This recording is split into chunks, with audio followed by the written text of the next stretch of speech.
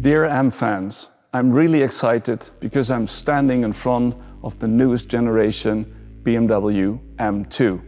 And it's got an extroverted, bold, unique design, and also it is a new benchmark in its segment regarding vehicle dynamics. 460 horsepower, 550 Newton meters, 0 to 100 in just 4.1 seconds, and an optional limited top speed of 285 kilometers per hour, in combination with an optional manual transmission and rear-wheel drive, makes this a really, really great car.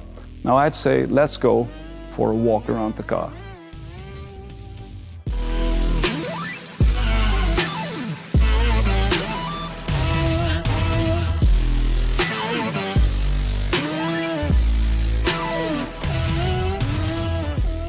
Now, if we come to the front, it is obvious that this car has quite a broad stance. And that comes from the fact that we've broadened the track, and with that the stance of this car by 60 millimeters in regards to the 2 Series base car. And also, what you can see is a lot of air intake and an M-specific kidney right here, but also down here and on the sides, a lot of air openings to cool down these 460 horsepower that come from our 6-cylinder inline engine. Under the hood, we have a lot of reinforcements to the chassis to exactly get this precision in driving, this agility and this feel that we know from race cars into the M2. In combination with the electronically controlled suspension system, it is just the perfect match. Now let's take a look at the side.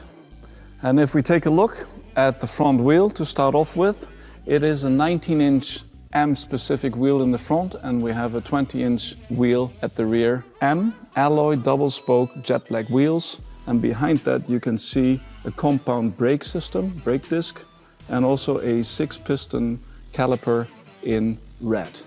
And if we took another look at the side of this car, there's another element that is typical M, which is the double-spoke outside mirror fitted onto this car.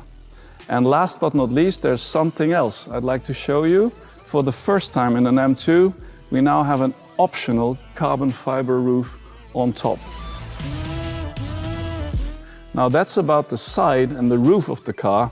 I'd say let's go there where the driver is most of the time, to the interior. Come on and join me.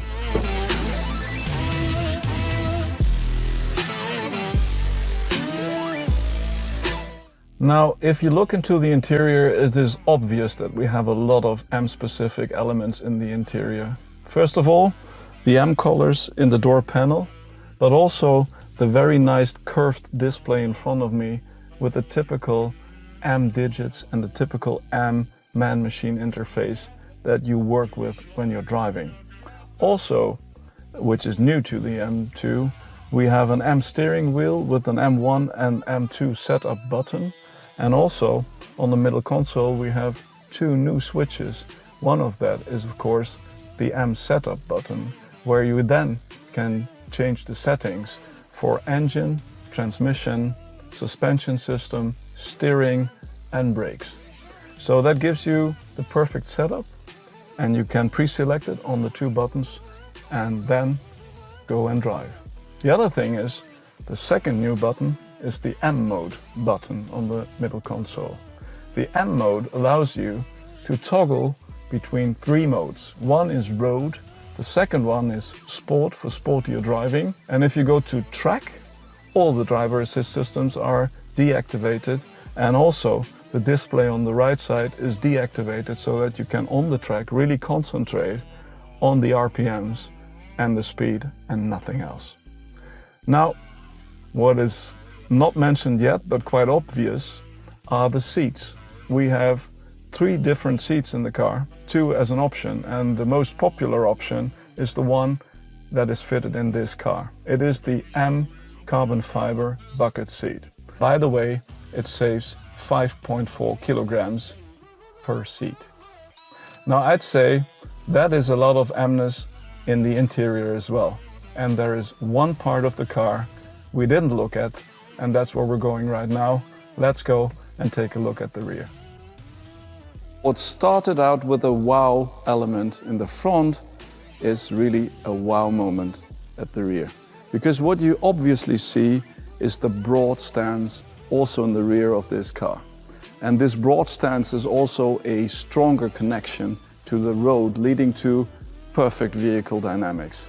It's got a very strong rear fender, design-wise, with the typical elements like the vertical integrated reflectors on the outside, and also a very, very strong rear diffuser with the typical dual tailpipe at each side and the rear. Now, if we add up everything we've just seen from this new generation M2, it really makes clear again why M is the most powerful letter in the world.